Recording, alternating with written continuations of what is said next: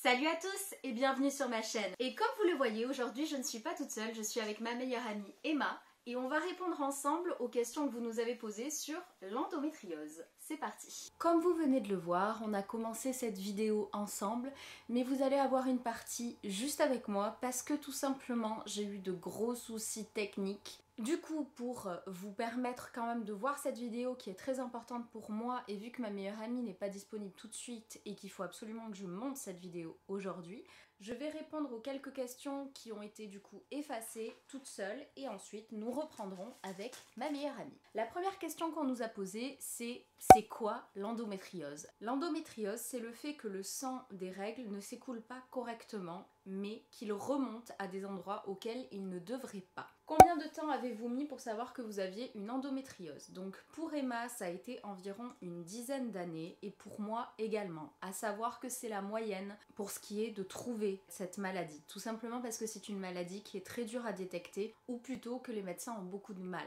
à détecter. Comment t'as su que tu avais un problème avant d'être diagnostiquée du coup? Tout simplement avec la douleur, que ce soit pour Emma ou pour moi, c'est ça qui nous a mis tout de suite la puce à l'oreille, malgré que les médecins ne nous croyaient pas et nous disaient qu'on était trop douillette ou qu'on était trop stressé ou que sais-je. C'est la douleur, tout simplement la douleur pendant les règles, avant les règles, après les règles, les malaises. Grâce à quel examen tu as compris que tu avais de l'endométriose? Pour ma part, ça a été un IRM sous produit de contraste, c'est grâce à Emma d'ailleurs que je l'ai fait.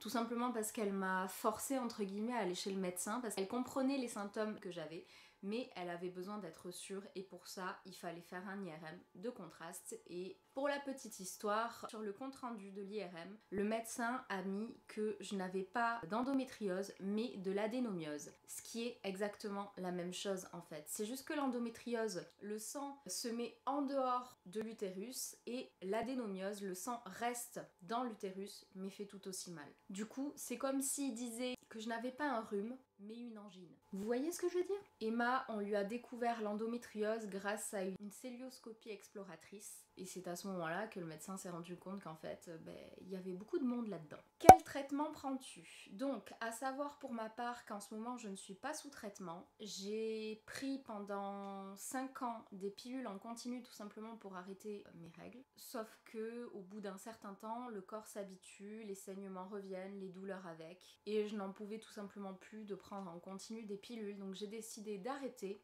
Et maintenant, je suis sous implant. Je me suis fait poser un implant en février dernier. Je vous ferai une vidéo à ce sujet-là d'ailleurs. Pour ce qui est d'Emma, à environ essayer tous les traitements qu'il y a, à savoir qu'il n'y a pas réellement de traitement pour soigner l'endométriose. C'est des choses qu'on peut vous proposer pour soulager vos douleurs, pour vous accompagner, mais en aucun cas ça règle le problème. Donc Emma a fait bien sûr plein de pilules en continu, à savoir qu'au fur et à mesure son corps s'habituait et elle ne les supportait plus. Elle a essayé également des stérilés qu'elle n'a pas supporté non plus. Elle a essayé la ménopause artificielle qu'elle n'a pas supporté. Elle a essayé le TENS, donc c'est des électrostimulations, mais qu'elle n'a pas supporté non plus. Donc Emma est en attente de traitement en fait, qui est quelque chose de nouveau, de naturel qui sort entre guillemets, pour tenter de réduire ses douleurs. À savoir qu'en traitement également, on vous dit le plus souvent que ça passera au bout de la première grossesse. La grossesse arrête les symptômes de l'endométriose, mais ne guérit pas, qu'on soit bien d'accord sur ça. Comment se passent les après-repas des fêtes? Donc, à savoir que l'endométriose peut également jouer sur le système digestif et du coup, il faut, quand on a de l'endométriose, savoir quels aliments on peut supporter et quels aliments peuvent poser problème. Et je vous laisse avec la suite de la vidéo avec Emma. Évidemment, tout ce qui est McDo, pizza, on oublie. Chacun voit ce qu'il peut manger, ce qu'il supporte ou supporte pas. Est-ce que ça peut s'arrêter parce que j'en peux plus?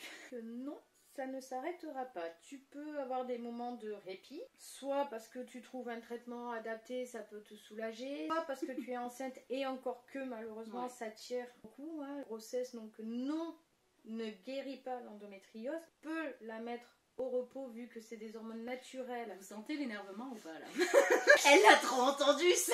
Oui, je suis maman d'une petite fille de 2 ans, donc j'en ai bouffé des... Tombez enceinte, ça ira mieux, vous serez guérie. Non. Tu te souviens, le gynéco qui avait dit à Johan, non mais faites-lui un enfant, elle ira peut-être mieux après. Donc non, ça ne s'arrête pas. Voilà, certaines opérations peuvent soulager également. Comme beaucoup l'appellent, c'est un cancer dont on ne meurt pas. Pas de question, j'ai l'endométriose depuis 3 ans et demi, force et courage Endo Girl.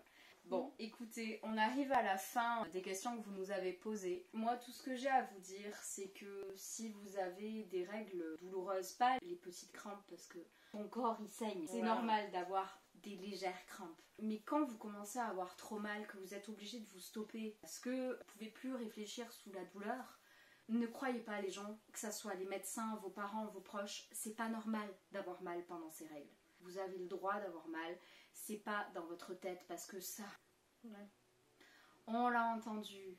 Personnellement, ça m'a brisé plus d'une fois d'entendre dire c'est dans votre tête parce que on finit par le croire en fait. Ne laissez rien passer parce que des fois la maladie peut être en sourdine. Demandez des examens, donc échographie, IRM abdo-pelvien, ce qui aide beaucoup, la sophrologie, la méditation, la relaxation. Léa, elle arrive, moi j'ai pas encore cette motivation, mais il va falloir que je m'y mette. Au yoga, qui aide beaucoup aussi. Et n'hésitez pas à en parler. Si vous avez des questions, si vous avez besoin, voilà, n'hésitez pas à passer par Léa. Voilà, j'espère que cette vidéo vous a plu. N'hésitez pas à nous poser vos questions en commentaire, à suivre sur mes réseaux sociaux, à vous abonner à ma chaîne. Et pour le reste, je vous dis à dimanche prochain dans une prochaine vidéo.